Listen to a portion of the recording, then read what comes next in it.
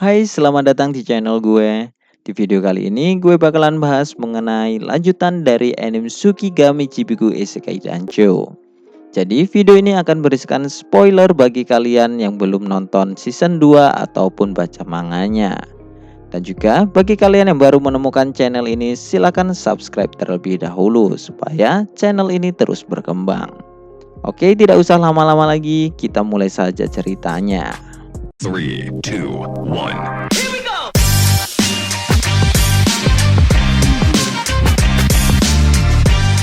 Cerita dimulai di pasar yang berada di pelabuhan yang terletak di sebelah utara kota Shige.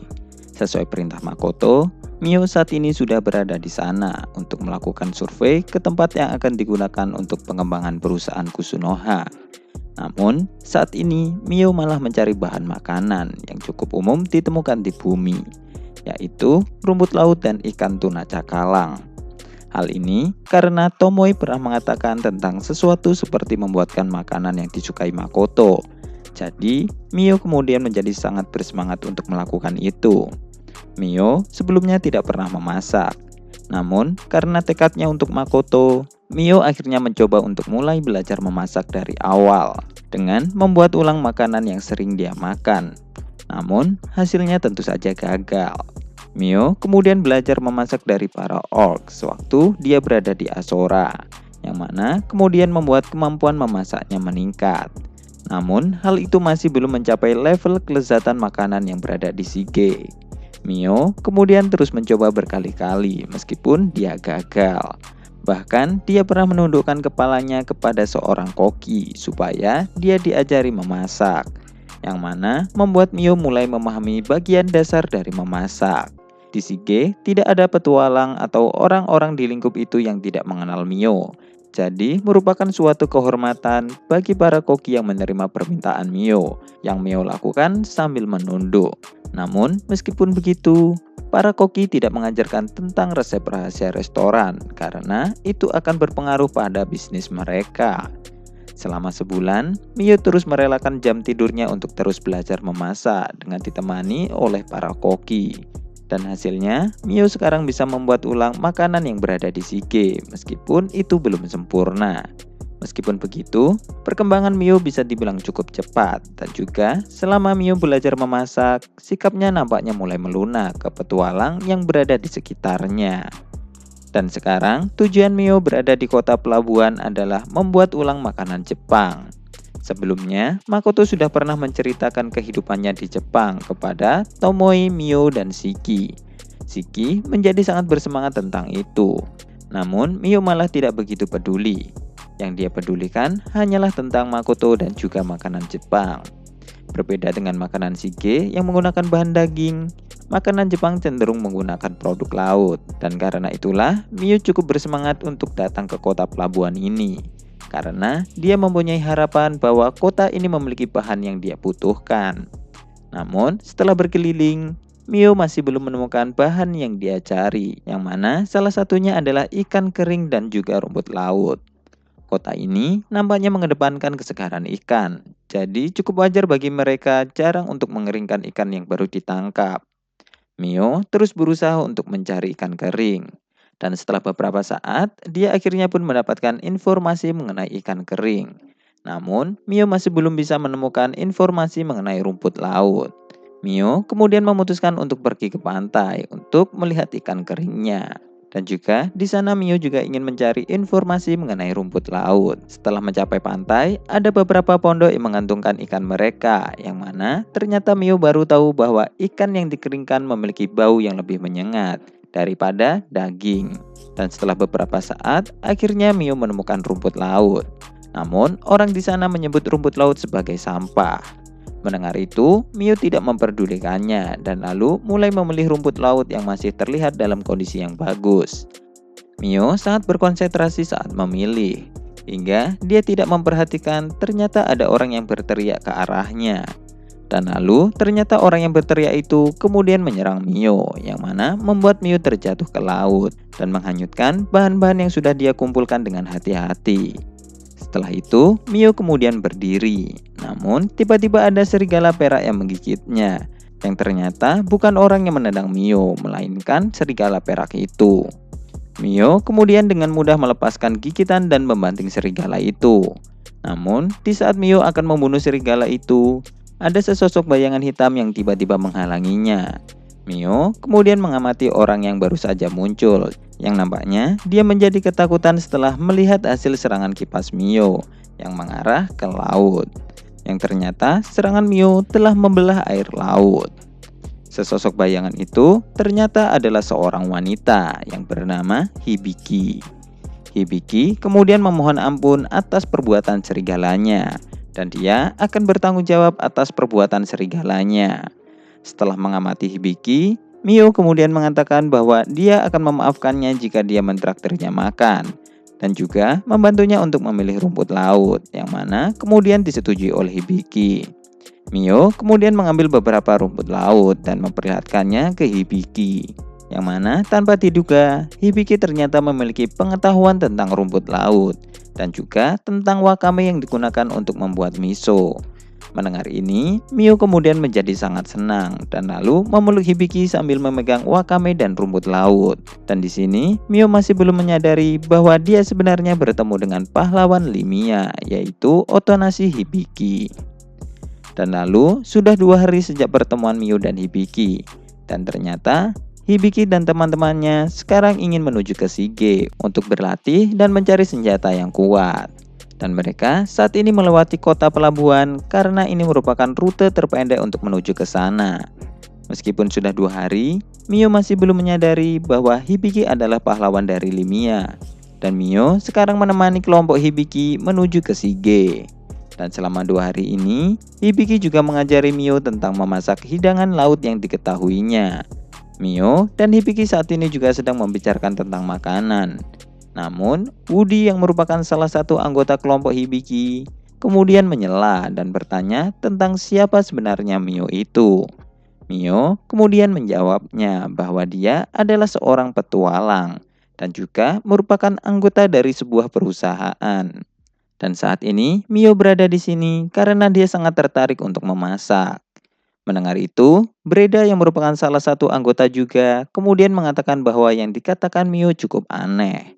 Dan juga, jika Mio adalah petualang, mengapa dia tidak membentuk party? Yang kemudian pertanyaan itu dijawab oleh Mio dengan tanpa minat. Woody dan Breda lalu kemudian mencoba menanyakan banyak hal. Namun, Hibiki kemudian menghentikannya. Saat ini, kelompok Hibiki dan Mio sedang melewati jalur terpendek dari beberapa jalur yang bisa digunakan untuk menuju ke Shige. Meskipun jalur terpendek, namun jalur ini juga merupakan jalur yang paling berbahaya. Di tengah perjalanan, Mio kemudian mengatakan apakah kelompok Hibiki cukup kuat untuk melawan monster. Karena nampaknya ada sesuatu yang saat ini sedang menuju ke arah mereka. Mendengar ini, Woody dan Breda kemudian membantahnya karena mereka yang seorang penyihir tidak merasakan apa-apa. Mio kemudian mengatakan bahwa ada serangga mamon yang mendekati mereka sambil menunjuk ke arah pegunungan yang jauh, yang mana hutan di sana nampak bergerak dengan tidak alami. Melihat itu, Woody dan Breda kemudian menjadi terkejut dengan kemampuan pendeteksi milik Mio. Dan lalu beberapa saat kemudian, akhirnya Woody dan Breda merasakan keberadaan monster itu. Yang mana hal itu kemudian membuat wajah mereka menjadi pucat. Dan kemudian monster itu pun akhirnya muncul, yang mana adalah monster yang berbentuk belalang sembah dengan ketinggian sekitar 3 meter. Setelah melihat mereka, belalang itu kemudian memotong benda di sekitarnya, yang mana benda itu kemudian dilemparkan menuju ke arah kelompok Hibiki. Hibiki dan yang lainnya kemudian mulai menghindar, sementara Mio hanya menyingkir dan melihat pertarungan ini dari samping. Belalang itu kemudian maju dan menyerang langsung menggunakan sabitnya, yang mana kemudian dihentikan oleh pedang Breda. Namun belalang itu nampak akan memberikan serangan lanjutan. Mio yang melihat ini kemudian menyuruh Breda untuk menghindari serangan itu. Karena pedang Breda yang saat ini dalam kondisi yang cukup buruk dan pasti tidak akan bisa menghentikan serangan itu. Namun, ternyata Breda tidak mengikuti perkataan Mio dan benar saja sabit belalang itu kemudian memotong pedang Breda dan lalu menebasnya juga.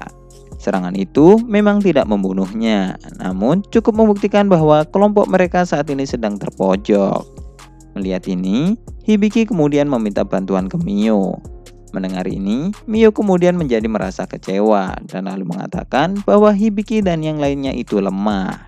Mio kemudian maju dan menghentikan serangan sabit belalang itu dengan cukup mudah menggunakan kipasnya. Dan tidak hanya menahan serangan dari belalang itu, Mio juga berhasil melempar mundur belalang itu. Dan lalu Mio mengkibaskan kipasnya secara horizontal, yang mana kemudian belalang dan semua yang ada di belakangnya pun terpotong menjadi dua. Melihat ini, Hibiki dan yang lainnya pun menjadi terkejut. Namun, ternyata belalang yang sudah terpotong menjadi dua itu masihlah hidup. Dan kemudian dengan gila mulai mengayunkan sabitnya ke arah Mio. Mio yang lengah kemudian terkena sabitan itu dan terlempar ke arah belakang, yang mana kemudian membuat kimononya menjadi compang-camping. Mio lalu menjadi sangat marah dan kemudian menangkap sabit belalang yang mengarah kepadanya lagi. Dan lalu Mio kemudian mengiris setiap bagian belalang itu menjadi bagian-bagian kecil. Namun sebelum tubuhnya hancur sepenuhnya, belalang itu mencoba untuk melarikan diri dengan cara terbang. Melihat itu, Mio lalu kemudian membanting belalang itu ke tanah hingga akhirnya belalang itu pun mati. Setelah belalang itu mati, Mio kemudian bergumam sendiri bahwa kimono yang disukai Makoto telah rusak. Dan dia berpikir apakah kimononya bisa diperbaiki. Mio kemudian melihat ke Hibiki dan yang lainnya, dan lalu mengatakan kepada mereka bahwa mereka harus cepat bergegas ke Shige. Dan beberapa saat kemudian, kegelapan yang berasal dari Mio kemudian menyelimuti Hibiki dan yang lainnya, yang mana membuat kesadaran mereka pun menghilang. Setelah itu, Mio kemudian menghubungi Tomoe untuk membuka gerbang karena dia ingin cepat pergi ke Shige. Setelah itu, mereka semua akhirnya tiba di Shige. Sesampainya di sana, Mio kemudian menaruh Hibiki dan yang lainnya yang tidak sadarkan diri ke penginapan dan lalu meninggalkan mereka di sana. Setelah bangun, Hibiki lalu mendapatkan penjelasan tentang apa yang terjadi oleh ibu penginapan, yang mana sudah mendapatkan instruksi dari Mio. Lalu mereka berada di penginapan agak cukup lama. Namun karena sekarang Brida sudah bisa berjalan dengan normal, mereka kemudian memutuskan untuk pergi ke toko cabang perusahaan Kusunoha, di mana mereka sebelumnya diberitahukan bahwa di tempat itulah mereka bisa menghubungi Mio. Toko cabang perusahaan Kusunoha cukup ramai dengan jumlah pembeli yang stabil setiap harinya. Karena toko ini adalah tempat di mana peralatan dengan kualitas terbaik di Shige berada. Dan tidak hanya itu, obat-obatan perusahaan Kusunoha terkenal lebih efektif daripada obat ajaib pada umumnya. Yang mana kemudian hal ini menghasilkan sejumlah pedagang yang mengantri di sudut toko untuk membeli obat. Saat menunggu kedatangan Mio, Hibiki dan yang lainnya telah menjadi pusat perhatian dari orang-orang yang di sana. Hal ini mungkin karena nampaknya orang-orang yang di sana cemburu dengan Hibiki karena memiliki hubungan dengan Mio. Setelah menunggu beberapa saat, Mio akhirnya muncul. Dan setelah melihat Mio, Hibiki dan yang lainnya kemudian menyapanya dan lalu berterima kasih ke Mio atas pertolongan yang telah dia berikan. Mio lalu mengatakan bahwa mereka masih hidup hanya karena mereka beruntung saja.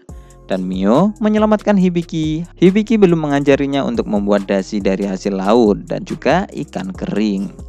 Dan karena mereka saat ini sudah tidak berada di dalam keadaan bahaya, Mio kemudian meminta Hibiki untuk mulai mengajarinya memasak.